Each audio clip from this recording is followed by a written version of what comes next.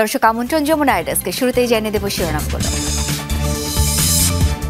আজমির শরীফ ইস্যুতে উত্তপ্ত ভারতের রাজনীতি, জরিপ করার নির্দেশে মোদী সরকারকে বিরোধীদের তুলোধুনো, ক্ষোভ ছড়িয়েছে মুসলিমদের মাঝে। সেনা বিদ্রোহী লড়াইয়ে অগ্নিগর্ভ সিরিয়া, আলেপ্পোয় 2 দিনে 2 শতাধিক প্রাণহানি, সরকারি বাহিনীকে হটিয়ে বহু এলাকা পুনর্দখল বিদ্রোহীদের। ইউক্রেনকে পরমাণু অস্ত্র সরবরাহ করা হলে ভয়াবহ পরিণতির হুঁশিয়ারি পুতিনের, পার্লামেন্ট সহ গুরুত্বপূর্ণ স্থাপনায় ওরেশনিক ক্ষেপণাস্ত্র হামলার হুমকি।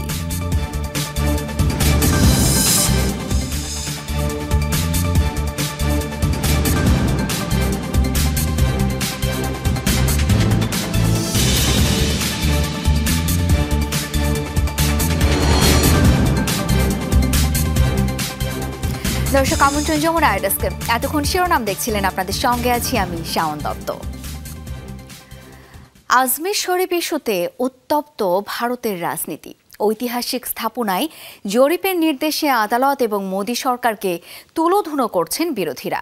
ক্ষুব্ধ মুসলিমরা প্রশ্ন তুলছেন, কেন বারবার ঐতিহাসিক মুসলিম স্থাপনাগুলোকেই টার্গেট করছে গেরুয়া শিবির?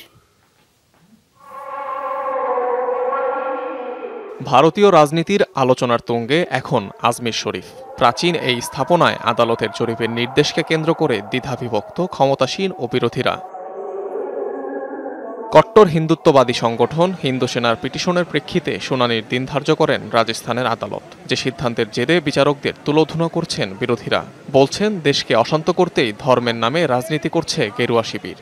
ছোটে ছোটে জাজেস बैठे हुए हैं। আদালতে যেসব বিচারকরা বসে আছেন তারা দেশে আগুন লাগাতে চাচ্ছে, যার কোনো দরকারই নেই। স্বয়ং প্রধানমন্ত্রী মোদী আজমির শরীফে চাদর পাঠায়।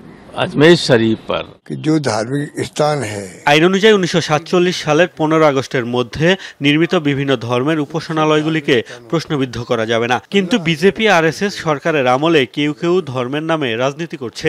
उसपे कोई क्वेश्चन नहीं होना चाहिए। এদিকে আজমির শরীফ ইস্যুতে আদালতের সিদ্ধান্তে ক্ষুব্ধ মুসলিম নেতারাও প্রশ্ন তুলছেন, কেন ভারতের ঐতিহাসিক সব মসজিদ নিয়ে মোদীর শাসনামলে উঠছে সন্দেহ।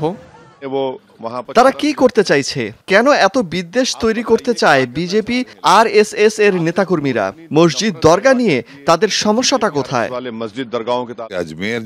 আজমির এমন একটা স্থান যেখানে হিন্দু মুসলমান সবারই আস্থা রয়েছে। কোটি কোটি মানুষ সেখানে যায়, প্রার্থনা করে। যদিও ভিন্ন সুর ক্ষমতাসীনদের মুখে। আদালত যদি জরিপের নির্দেশ দিয়েই থাকে তাহলে সমস্যা কোথায়? এটাই সত্য। শিব মন্দিরের উপর তৈরি বিখ্যাত এই দরগা, এই অভিযোগে সেপ্টেম্বর মাসে ভারতীয় আদালতে পিটিশন দায়ের করে হিন্দু সেনা। চাওয়া হয় পূজা অর্চনার অনুমতি। সংগঠনটির এই আবেদনের প্রেক্ষিতে বুধবার ভারতের সংখ্যালঘু মন্ত্রণালয়, ভূতাত্ত্বিক জরিপ সংস্থা ও দরগা কমিটিকে নোটিশ দেন আদালত। 1236 সালে রাজস্থানে বিখ্যাত সুফি সাধক খাজা মঈনুদ্দিন চিশতির সমাধিস্থলে নির্মাণ করা হয় আজমির শরীফ দরগা। পবিত্র স্থান হিসেবে পরিচিতি লাভ করায় মুসলিম ছাড়াও সেখানে রয়েছে নানা ধর্মানুসারীদের যাতায়াত। অনিক রহমান, যমুনা নিউজ। যুদ্ধবিরতির মধ্যে লেবাননে হামলা চালিয়েছে ইসরায়েলি সামরিক বাহিনী। বৈরুতের অভিযোগ, যুদ্ধবিরতির চুক্তির শর্ত লঙ্ঘন করে অন্তত 6টি স্থানে হামলা চালিয়েছে ইসরায়েল। তেল আবিবের দাবি, সীমান্ত এলাকায় সন্দেহভাজন কয়েক ব্যক্তিকে শনাক্ত করা হয়। এরপরই সেখানে গুলি এবং রকেট ছোড়ে আইডিএফ। চুক্তির শর্ত অনুযায়ী ওই অঞ্চল থেকে হিজবুল্লাহর সামরিক উপস্থিতি সরিয়ে নেবার কথা। বুধবার স্থানীয় সময় সকাল 4টা থেকে আনুষ্ঠানিকভাবে যুদ্ধবিরতি শুরু হয়েছে।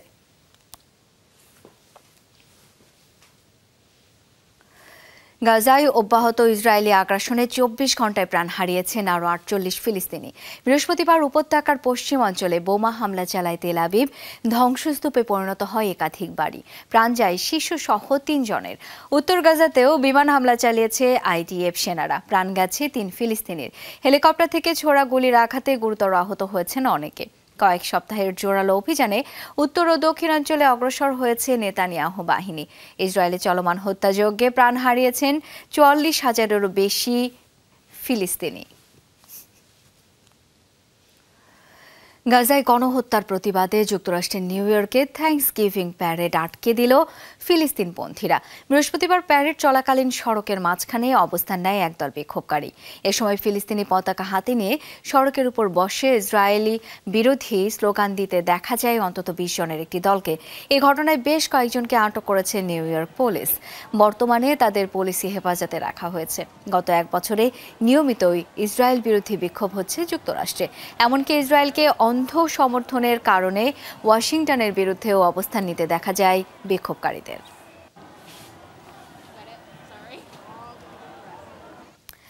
সেনা বিদ্রোহী লড়াইয়ে অগ্নিগর্ভ সিরিয়া। দুদিনে দেশটির আলেপ্পো অঞ্চলে চালানো হামলায় প্রাণ হারিয়েছেন 2 শতাধিক মানুষ। মানবাধিকার সংস্থাগুলোর দাবি সেই তালিকায় রয়েছেন 19 বেসামরিক। সশস্ত্র গোষ্ঠী HTS এর দাবি পুনর্দখল করা হয়েছে সরকার নিয়ন্ত্রিত বহু এলাকা। সিরীয় ও রুশ সেনাদের অভিযানের জবাব দিতেই চালানো হচ্ছে পাল্টা হামলা, দাবি তাদের। বিদ্রোহীদের কবজায় এখন সিরিয়ার আলেপ্পো সংলগ্ন বিশাল এলাকা। হায়াত তাহরির আল শাম বা HTS এর নেতৃত্বে কোণঠাসা দেশটির সামরিক বাহিনী। অনেক অঞ্চল থেকেই সৈন্যরা পিছু হটছে।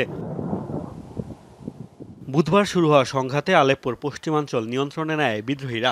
আসাদ প্রশাসনের হাত থেকে 15টি এলাকা এবং একটি সামরিক ঘাঁটি পুনর্দখলের দাবি HTS এর। সেনাবাহিনী এবং সশস্ত্র গোষ্ঠীর সংঘাতে দুদিনে প্রাণ ঝরেছে বহু মানুষের। মানবাধিকার সংস্থাগুলো বলছে সে তালিকায় রয়েছে 19 বেসামরিক। বলা হচ্ছে 2020 সালের পর এটাই বিদ্রোহীদের সবচেয়ে বড় তৎপরতা সিরিয়ায়। HTS এর দাবি সম্প্রতি তাদের নিয়ন্ত্রিত উত্তর পশ্চিমাঞ্চলে হামলা জোরদার করেছে সিরীয় ও রুশ সেনারা, যাতে বাস্তুচ্যুত হাজার হাজার মানুষ। দাবি নাগরিকদের ভূখণ্ডে ফেরাতেই তাদের পাল্টা প্রতিরোধ। বেসামরিকদের লক্ষ্য করে হামলা, হত্যা ও বাস্তুচ্যুত করার পাল্টা জবাব দিচ্ছে সামরিক বিভাগ। কর্তব্য পালনের জন্যই এই লড়াই। স্বৈর শাসনের অবসান ঘটানোই লক্ষ্য। তাছাড়া স্বাধীন এলাকায় জনতার উপর বর্বরতা বন্ধের যে পদক্ষেপ নিয়েছি, এই অভিযান তারই শুরু। একসময় আল কায়দার সিরিয়ান শাখা হিসেবে পরিচিত ছিল HTS, পরে নুসরা ফ্রন্ট নামে আত্মপ্রকাশ ঘটায়। বর্তমানে তারা পরিচিত হায়াত তাহরির আল শাম নামে। আন্তর্জাতিক রাজনীতিতে বেশ গুরুত্বপূর্ণ সিরিয়ায় রয়েছে বেশ কয়েকটি দেশের সামরিক উপস্থিতি। বাশার আল আসাদ সরকারকে সহযোগিতা করছে ইরান ও রাশিয়া। বিদ্রোহীদের আবার সমর্থন দেয় তুরস্ক। এদিকে কুর্দি বাহিনীর পক্ষে অবস্থান যুক্তরাষ্ট্রের। মোস্তফা মাহমুদ, যমুনা নিউজ। ইরানের হয়ে গুপ্তচর বৃত্তির দায়ে দোষী সাব্যস্ত হলেন এক ব্রিটিশ সেনা। বৃহস্পতিবার ব্রিটেনের একটি আদালতে দোষী সাব্যস্ত হন ড্যানিয়েল আবেদ খলিফ নামের ওই ব্যক্তি। অভিযোগ ছিল ইরানের বিপ্লবী গার্ড বাহিনীর সাথে সম্পৃক্ত ইরানি কর্মকর্তাদের জন্য সংবেদনশীল তথ্য সংগ্রহ করতেন তিনি। পাশাপাশি যুক্তরাজ্যের বিশেষ বাহিনীর সদস্যদের নাম সংগ্রহের অভিযোগও তোলা হয়। অভিযোগপত্রে বলা হয়েছে 2019 সালের মে মাস থেকে 2022 সালের জানুয়ারি পর্যন্ত তিনি এসব তথ্য সংগ্রহ করেন। অভিযোগ ওঠার পর গেল বছরই চাকরিচ্যুত হন 23 বছর বয়সী এই ব্রিটিশ সেনা। অবৈধ অভিবাসন ঠেকাতে এবার চুক্তি সই করল যুক্তরাজ্য, ইরাক। মানব পাচারের বিরুদ্ধে যৌথ পরিকল্পনা হাতে নিয়েছে দেশগুলো, যার আওতায় সীমান্ত নিরাপত্তা নিশ্চিতে প্রশিক্ষণের জন্য ইরাকের আইনশৃঙ্খলা বাহিনীকে 3 লাখ পাউন্ডের সহায়তা দেবে যুক্তরাজ্য। পাশাপাশি অর্থ সহায়তা পাবে ইরাকের কুর্দিরাও। তাদের দেয়া হবে 2 লাখ ব্রিটিশ পাউন্ড। এছাড়াও পারস্পরিক সহযোগিতায় আরও বেশি পরিমাণে মানব পাচার সংক্রান্ত গোয়েন্দা তথ্যের ভাগাভাগি করবে বাগদাদ, লন্ডন। অবৈধ অভিবাসন ঠেকাতে বাড়বে দুদেশের যৌথ অভিযান। ইরাকের দাবি মানব পাচারকারীদের বিচারের আওতায় আনতেই এই চুক্তি। ইউক্রেনকে পরমাণু অস্ত্র সরবরাহ করা হলে নিজেদের সমর ভাণ্ডারে থাকা সব অস্ত্র ব্যবহারের হুঁশিয়ারি দিয়েছেন রুশ প্রেসিডেন্ট ভ্লাদিমির পুতিন। ইউক্রেনের পার্লামেন্ট, প্রেসিডেন্টের কার্যালয়ের মতো গুরুত্বপূর্ণ স্থাপনায় অরিশনিক ক্ষেপণাস্ত্র হামলার হুমকিও দেন রুশ প্রেসিডেন্ট। এদিকে পুতিনের এমন হুঁশিয়ারির তীব্র নিন্দা জানিয়েছেন ইউক্রেনের প্রেসিডেন্ট। প্রায় 3 বছর ধরে চলছে রাশিয়া ইউক্রেন যুদ্ধ। দীর্ঘ লড়াইয়ে ইউক্রেনের সামরিক ঘাঁটি, জ্বালানি কেন্দ্রের মতো বিভিন্ন স্থাপনায় হামলা চালিয়ে আসছে রাশিয়া। এবার দেশটির পার্লামেন্ট, প্রেসিডেন্টের কার্যালয় এবং মন্ত্রণালয়ের মতো সুরক্ষিত স্থানগুলোয় হামলার হুমকি দিলেন রুশ প্রেসিডেন্ট ভ্লাদিমির পুতিন। বৃহস্পতিবার কাজাখস্তানে একটি নিরাপত্তা জোটের শীর্ষ সম্মেলনে এই হুঁশিয়ারি দেন তিনি। এ সময় সর্বাধুনিক ওরেশনিক ক্ষেপণাস্ত্রের ভয়াবহ ধ্বংস ক্ষমতা নিয়েও কথা বলেন পুতিন। আমাদের সামরিক বাহিনী ইউক্রেনের ভূখণ্ডে হামলা লক্ষ্যবস্তু বাছাই করছে। এসব লক্ষ্যবস্তুর মধ্যে সামরিক স্থাপনা, প্রতিরক্ষা ও শিল্প সংক্রান্ত প্রতিষ্ঠান এবং কিয়েভের নীতি নির্ধারণ সংশ্লিষ্ট কেন্দ্রগুলো থাকতে পারে। ইউক্রেনকে জবাব দিতে ওরেশনিক ক্ষেপণাস্ত্র ব্যবহার করা হতে পারে। এর আগে গেল 21 নভেম্বর আমরা ইউক্রেনে এটা ব্যবহারও করেছি। ব্রিফিংয়ে পুতিনের সরাসরি হুঁশিয়ারি, ইউক্রেনকে পরমাণু অস্ত্র সরবরাহ করা হলে তার পরিণতি হবে মারাত্মক। ইউক্রেনের সাথে আমাদের লড়াই চলছে, কিন্তু তারা যদি হঠাৎ করে পারমাণবিক অস্ত্র পেয়ে যায় তাহলে আমরা কি করব? সেই মুহূর্তে আমরা আমাদের সমর ভাণ্ডারে থাকা সব ধরনের অস্ত্র নিয়ে এর জবাব দেব।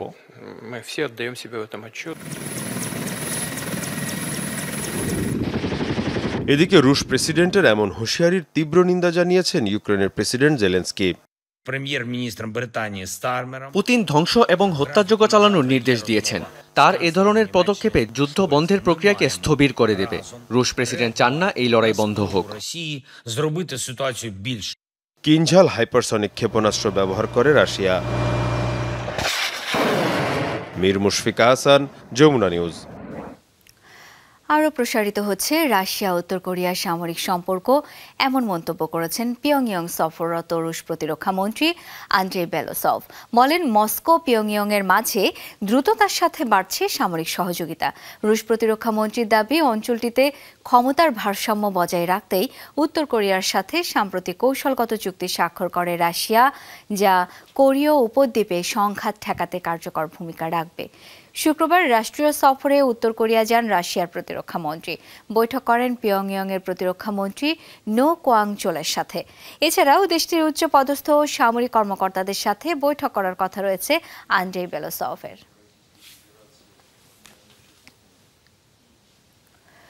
কুকুর দিয়ে সাবেক জার্মান চ্যান্সেলর অ্যাঙ্গেলা মার্কেলকে ভয় দেখিয়েছিলেন রুশ প্রেসিডেন্ট ভ্লাদিমির পুতিন। এবার আত্মজীবনীতে এমন অভিযোগ করলেন অ্যাঙ্গেলা মার্কেল নিজেই। বলেন, 2007 সালে রাশিয়ায় এক বৈঠকে কালো ল্যাব্রাডর জাতের কুকুর নিয়ে আসেন পুতিন, যা দেখে খুব অস্বস্তি বোধ করছিলেন সাবেক জার্মান চ্যান্সেলর, আর সেই ঘটনা উপভোগ করছিলেন পুতিন। আত্মজীবনীতে অ্যাঙ্গেলা মার্কেল উল্লেখ করেন, 1995 সালে একবার কামড় খাওয়ার পর থেকে কুকুরকে মারাত্মক ভয় পান তিনি। দাবি, পোষা কালো কুকুর কোনিকে ব্যবহার করে কোনো বার্তা দিতে চেয়েছিলেন রুশ প্রেসিডেন্ট। যদিও মার্কেলের এই অভিযোগকে উড়িয়ে দিয়েছেন ভ্লাদিমির পুতিন। অনাকাঙ্ক্ষিত সে ঘটনার জন্য চেয়েছেন ক্ষমাও। পুতিনের দাবি, মার্কেলের কুকুর ভীতি সম্পর্কে আগে থেকে জানলে এমন করতেন না তিনি।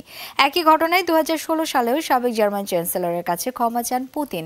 কুকুর অনুরাগী হিসেবে ব্যাপক পরিচিতি রয়েছে ভ্লাদিমির পুতিনের। বিভিন্ন অনুষ্ঠানে নিজের পোষা কুকুরকে সঙ্গে করে নিয়ে যান রুশ প্রেসিডেন্ট। উগান্ডার উত্তরাঞ্চলে ভয়াবহ ভূমিধসে কমপক্ষে 15 জনের মরদেহ উদ্ধার করা হয়েছে। রাজ্য জুড়ে দুর্যোগ সতর্কতা জারি করেছে কর্তৃপক্ষ। আহত আরও 15 জনকে হাসপাতালে ভর্তি করা হয়েছে। এখনও নিখোঁজ শতাধিক ব্যক্তি। উদ্ধার করা বেশিরভাগ মরদেহই শিশুদের। বৃহস্পতিবার এই তথ্য নিশ্চিত করেছে দেশটির প্রধানমন্ত্রীর অফিস। জানায়, বুধবার ভারী বৃষ্টিপাতের কারণে ভূমিধসের কবলে পড়ে বুলামবুলি জেলা। পুরোপুরি মাটির নিচে চাপা পড়ে 6টি গ্রামের অন্তত 40টি বাড়ি। ক্ষতিগ্রস্ত হয়েছে আরও বেশ কিছু স্থাপনা। নিখোঁজদের সন্ধানে চলছে উদ্ধার অভিযান। সংসদে বাজেট উত্থাপনের সময় চলে গেল বিদ্যুৎ, অন্ধকারাচ্ছন্ন হয়ে পড়ল গোটা পার্লামেন্ট। এমন ঘটনার সাক্ষী হলো দক্ষিণ আফ্রিকার দেশ জিম্বাবুয়ে। বৃহস্পতিবার পার্লামেন্টের নিয়মিত অধিবেশনে বার্ষিক বাজেট পেশ করছিলেন জিম্বাবুয়ের বাণিজ্যমন্ত্রী ইমথুলি এনকেওবে। বক্তব্যের শেষ পর্যায়ে হঠাৎ করেই দেখা দেয় বিদ্যুৎ বিভ্রাট। অন্ধকারের কবলে পড়ে দেশটির প্রেসিডেন্ট, ভাইস প্রেসিডেন্ট সহ পার্লামেন্টের সকল উপস্থিত সদস্য। শুরু হয় হইচই, উত্তেজনা। ক্ষমতাসীনদের দোষ দেন বিরোধীরা। বলেন, জিম্বাবুয়ের সাম্প্রতিক ভয়াবহ লোডশেডিংয়ের উপযুক্ত উদাহরণ এই ঘটনা। গেল বছর থেকেই মারাত্মক লোডশেডিংয়ের কবলে জিম্বাবুয়ে। কলেরার সাথে লড়ছে আফ্রিকার দেশ সুদান। পানিবাহিত রোগটি রীতিমতো মহামারীর আকার ধারণ করেছে। গেল 4 মাসে প্রাণ হারিয়েছে 1200 মানুষ। দেশটির সেনাবাহিনী এবং আধা সামরিক বাহিনী RSS এর সংঘাতে স্বাস্থ্য খাত পুরোপুরি কোণঠাসা। নেই পর্যাপ্ত টিকা ও ওষুধ। মরার উপর খরার ঘা, ডেঙ্গু। সুদানের হাসপাতালে লম্বা সিরিয়াল কলেরা আক্রান্ত রোগীদের। যন্ত্রণায় কাতরাচ্ছেন ছোট শিশু থেকে বৃদ্ধ। টানা সংঘাতে বিধ্বস্ত সুদানের নতুন লড়াই এখন কলেরা মহামারীর সাথে। সুদানের 18 রাজ্যের 11টিতেই ভয়ানকভাবে ছড়িয়ে পড়েছে কলেরা। দেশটিতে গেল 4 মাসে 1200 প্রাণ কেড়ে নিয়েছে এই মহামারী। গড়ে প্রতিদিন মৃত্যু হয়েছে অন্তত 10 জনের। যুদ্ধের কারণে বাস্তুচ্যুত হয়েছে দেশটির 30% নাগরিক। ঠাঁই নিয়েছেন বিভিন্ন আশ্রয় শিবিরে, যেখানে না আছে স্বাস্থ্যকর পয়ঃনিষ্কাশন ব্যবস্থা, না আছে বিশুদ্ধ খাবার পানি। ফলে থামছেই না কলেরার উপদ্রব। দুঃস্বপ্নের মতো জীবন এখানে। মাত্র 3টি টয়লেট, 250 থেকে 300 মানুষ ব্যবহার করছে। অসুস্থ হয়ে যাচ্ছে সবাই। আশ্রয় শিবিরগুলোর অবস্থা শোচনীয়। সবার থাকার জায়গাও হয় না। 3 দিন পায়ে হেঁটে 100 কিলোমিটার পাড়ি দিয়ে এখানে এসেছি। পরিবারের সবাই অসুস্থ হয়ে পড়েছে। দেশটির স্বাস্থ্য বিভাগ জানিয়েছে, অনাকাঙ্ক্ষিত ভারী বৃষ্টি আর বন্যার প্রভাবে তৈরি হয়েছে এমন পরিস্থিতি। বিষাক্ত পদার্থের সংস্পর্শে সংক্রমিত হয় পানির প্রধান উৎসগুলো। ছড়িয়ে পড়ে কলেরার জীবাণু। নেই প্রয়োজনীয় চিকিৎসার ব্যবস্থা। যুদ্ধের কারণে ধ্বংস হয়েছে বেশিরভাগ হাসপাতাল, মেলে না প্রয়োজনীয় ঔষধ। পরিস্থিতি ভয়াবহ। প্রতিদিন হাজার হাজার রোগী আসছে, জায়গা দিতে পারছি না। গ্রামগুলোতে কলেরা আক্রান্তের সংখ্যা অনেক বেশি। কলেরা মহামারীর প্রকোপের মধ্যেই পুরো দেশে শুরু হয়েছে ডেঙ্গুর উপদ্রব। বন্যার ফলে জমে থাকা পানিতে পাওয়া গেছে এডিস মশার ডিম। জাতিসংঘের মানবাধিকার বিষয়ক সংস্থা ওচার প্রতিবেদন অনুযায়ী অক্টোবর পর্যন্ত সুদানে ডেঙ্গু আক্রান্ত রোগীর সংখ্যা 4500-এর বেশি। তাজরিয়ান সোবহান, যমুনা নিউজ। দর্শক, যমুনা ডেস্ক এ পর্যন্তই। ধন্যবাদ এতক্ষণ সাথে থাকার জন্য।